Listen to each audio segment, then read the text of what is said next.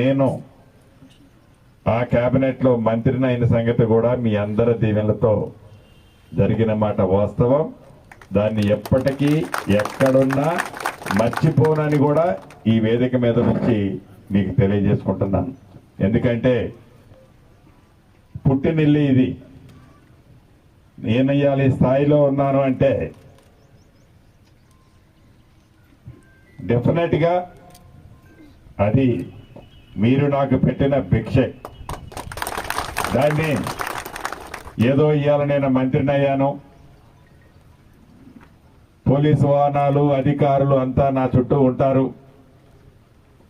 ఈ పోలీసు వాహనాలు అధికారులు ఎప్పుడు శాశ్వతం కాదు. ఎవరికి ఎప్పుడు శాశ్వతం ఏది అంటే మీ గుండెల్లో మీ సీనన్నగా ఉండటమే శాశ్వతం.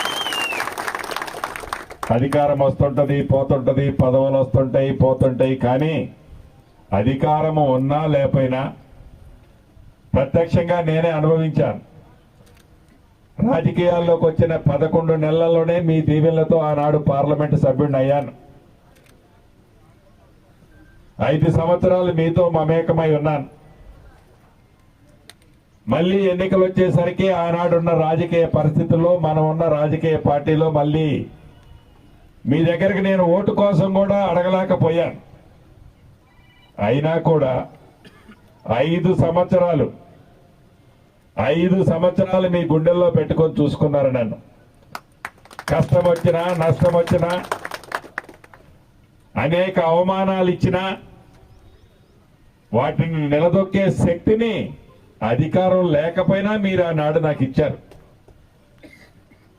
మళ్ళీ మీ దీవెనలతో అధికారంలోకి వచ్చాం. ఆనాటి కంటే మంచి పదవిలోకి వచ్చాం. అంటే మంచి పదవిలోకి వచ్చినా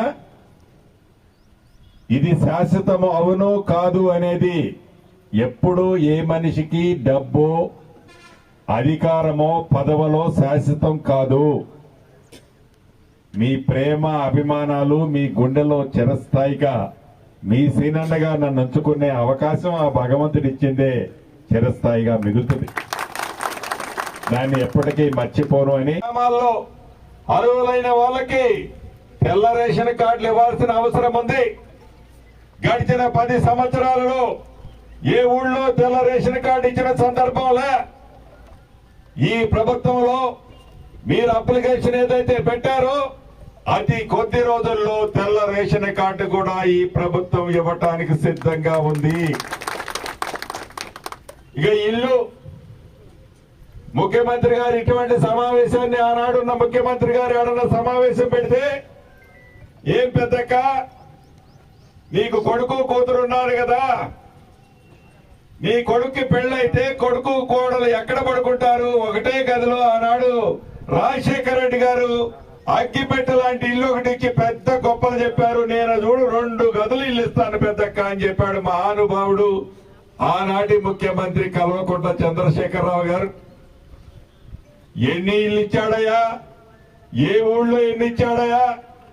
ఎక్కడ ఎన్ని ఇచ్చాడయ్యా అంటే రాష్ట్ర వ్యాప్తంగా ఇచ్చిన ఇళ్ల సంఖ్య మొత్తం కలిపిన 100లో ఉంది. దానికి మంత్రిని కూడా మీ దీవెనలతో నేనే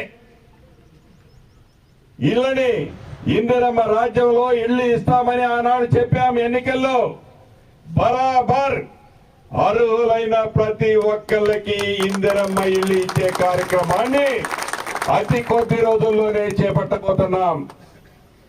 ఇలా చెప్పుకుంటా పోతే ఇంకా ఉన్నాయి. నా ఆడబిడ్డలకు ప్రతి నెల 2500 ఇస్తానన్నాం, ఇచ్చి తీరుతాం. ఎన్ని అప్పులు చేసినా ధనిక రాష్ట్రాన్ని 7 లక్షల కోట్ల అప్పులు చేశాడు గత ప్రభుత్వంలోని పెద్దలు. ప్రాజెక్టులు కట్టామని చూపించారు. కాళేశ్వరం లాంటి ప్రాజెక్టులని మన ఎమ్మెల్యేలు మంత్రులు మేము అందరం పై చూసాం. ఆ ప్రాజెక్టుల పరిస్థితి ఏందో మీరు టీవీల్లో ప్రత్యక్షంగా చూశారు. ఇంకా సిగ్గు శరమ లేకుండా ఆ ప్రాజెక్టుని మేము పెద్ద చిత్తశుద్ధితో కలిపామని కట్టామని నిన్న మొన్న కూడా కారు కోతలకు వస్తున్నారు. తప్పు చేసినాడు తప్పు అయిందని ఒప్పుకోవాల్సింది పోయి ఇంకా బుకాయిస్తున్నాడంటే వాళ్ళ మనస్తత్వం ఏ రకంగా ఉందో మీరు అర్థం చేసుకోవాల్సిన అవసరం ఉంది.